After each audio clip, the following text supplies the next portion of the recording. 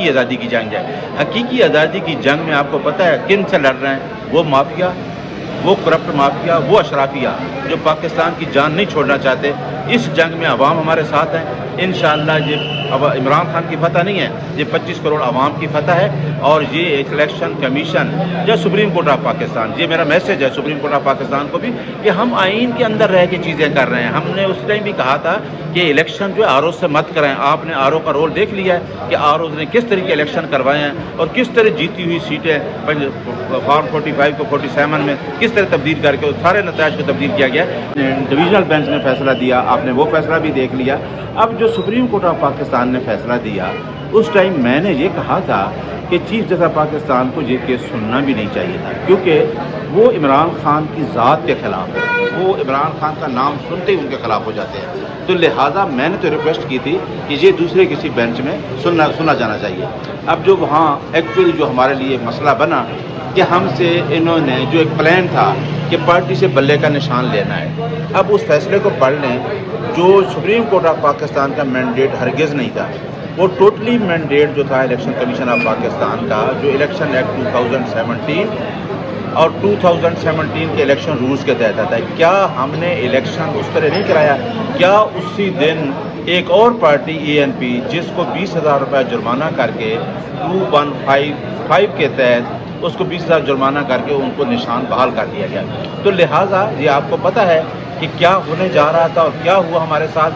ایک پارٹی کو، ایک شخص کو مائنس کرنے کے لیے ایک لنڈن پلان امپلیمنٹ کرنا تھا اور اس کو اس کے خلاف اتنے مقدمات بنائے جانا، اس کو سسٹم سے آؤٹ کیا جانا، اس کو ملک سے باہر بھیجا جانا، یہ ساری چیزیں سامنے تھیں. لیکن یہ نقصان ایک پارٹی کا نہیں ہوا، یہ نقصان 25 کروڑ عوام کا ہوا ہے. کیا آئین پاکستان کے شہری کو حق نہیں دیتا اس کو رائٹ آف ووٹ کا؟ کیا آئین پاکستان کا آرٹیکل 17 آپ کو اجازت نہیں دیتا آپ کسی پارٹی کے ساتھ بھی فری طور پہ آپ اس کے ساتھ ایسوسیشن کر سکتے ہیں؟ اچھا نیازی صاحب، یہ بھی بتا دیں کہ اس وقت جو بیرسٹر علی ظفر کے حوالے سے نام چل رہا ہے کہ وہ اب چیئرمین شپ کے آنا چاہتے ہیں، لیکن ان کی گزشتہ دن کی خبریں دیکھیں تو وہ لگتا ایسے ہے کہ وہ چیئرمین شپ نہیں لینا چاہ رہے، اور وہ کہہ رہے ہیں کہ کیونکہ عمران خان کے اوپر کیسز بڑے ہیں، کیسز کے اوپر ہم نے فوکس کرنا ہے، اور بیرسٹر گوہر جو ہے وہ صحیح پرفارم نہیں کر سکتا. تو آپ کے مطابق کس کے اوپر عمران خان صاحب ٹرسٹ کریں گے اور کون جو ہے چیئرمین شپ بنے گا پاکستان تحریک انصاف کا؟ دیکھیں، آپ پہلی بات یہ دیکھیں کہ میرا خیال ہے کہ جو ابھی آپ نے ووٹ دیکھا 8 فروری کو، لوگوں نے کسی کینڈیڈیٹ کا نام نہیں پوچھا. لوگوں نے پوچھا کہ عمران خان کے کینڈیڈیٹ کا نشان کیا ہے، اس کو ووٹ دیا. ابھی کیونکہ چیف الیکشن کمشنر میرے بعد رؤوف حسن صاحب کو کیا، اور میں نے بھی خبر یہ سامنے میرے آئی کہ خان صاحب نے جو چند وکلاء اندر خان صاحب کو ملے تو بیرسٹر گوہر صاحب نے کہا کہ خان صاحب نے اس دفعہ الیکشن میں بیرسٹر علی ظفر صاحب کو نامینیٹ کیا ہے. چونکہ اب الیکشن کا شیڈول اناؤنس ہو چکا ہے اور وہ شیڈول آپ کے بھی سامنے آ چکا ہے. وہ 3 مارچ کو الیکشن ہونے جا رہے ہیں، انٹرا پارٹی الیکشن دوبارہ.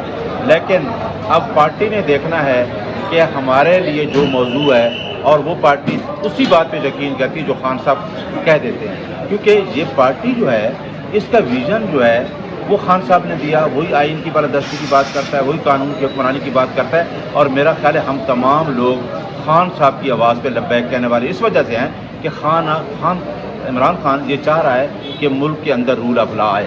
آپ نے دیکھ لیا کہ 8 فروری کو جواب وہی تھا. اب پارٹی جو بھی فیصلہ کرتی ہے، چاہے علی ظفر صاحب ہو چاہے علی گوہر ہو، پارٹی یکجا ہے. پارٹی جو بھی خان فیصلہ کرتا ہے اس کے لیے پارٹی یکجا ہے، کیونکہ ہم ایک مشن کو لے کے چلے اور اس مشن کو کامیاب بنا. اچھا نیاز اللہ خان نیازی صاحب، اس وقت جو سابقہ جو آپ نے انٹرا پارٹی الیکشن کروایا اس کے خط و خال بھی آپ کے سامنے ہے چیف جسٹس کے ساتھ، تو آپ کی جو ہے وہ تھوڑا برہمی کا اظہار بھی آپ دونوں کا درمیان ہوا.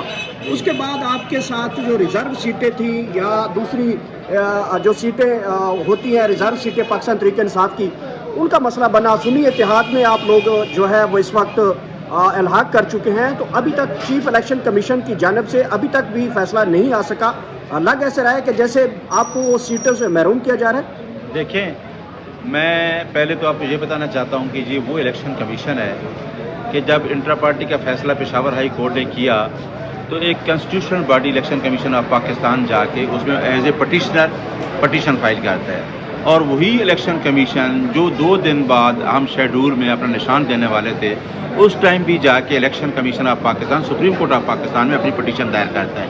آپ دیکھ لیں کہ یہ الیکشن کمیشن آف پاکستان جس نے ہمارے ساتھ یہ رول پرفارم کیا بطور کنسٹیٹیوشنل باڈی ہوتے ہوئے، اس نے تمام ہمارے الیکشن کو، تحریک پاکستان کے الیکشن کو سبوٹاج کرنے کے لیے اور عمران خان کو مائنس کرنے کے لیے جو بھی اشارے تھے اس پہ پورا عمل درآمد کیا۔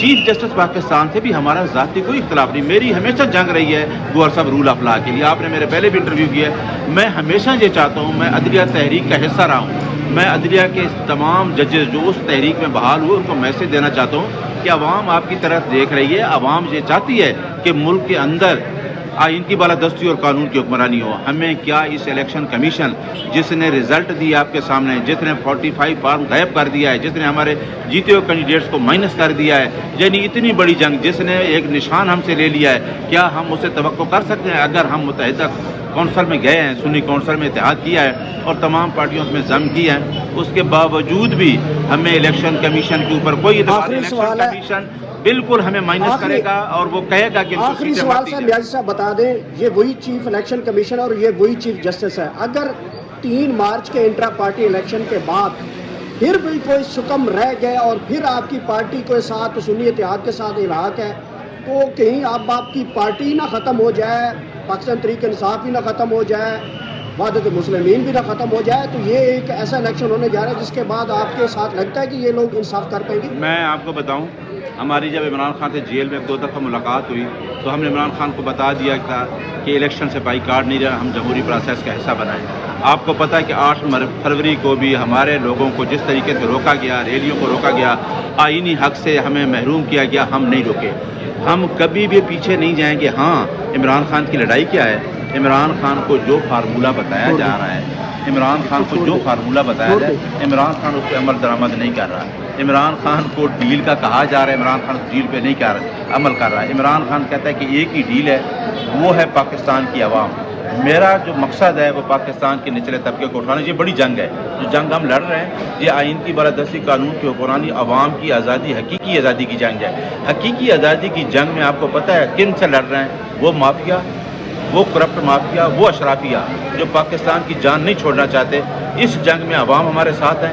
انشاءاللہ یہ عمران خان کی فتح نہیں ہے، یہ 25 کروڑ عوام کی فتح ہے، اور یہ الیکشن کمیشن یا سپریم کورٹ آف پاکستان، یہ میرا میسج ہے سپریم کورٹ آف پاکستان کو بھی کہ ہم آئین کے اندر رہ کے چیزیں کر رہے ہیں۔ ہم نے اس ٹائم بھی کہا تھا کہ الیکشن جو ہے آر او سے مت کریں۔ آپ نے آر او کا رول دیکھ لیا ہے کہ آر او نے کس طرح کے الیکشن کروائے ہیں اور کس طرح جیتی ہوئی سیٹیں فارم 45 کو 47 میں کس طرح تبدیل کر کے سارے نتائج کو تبدیل کیا گیا۔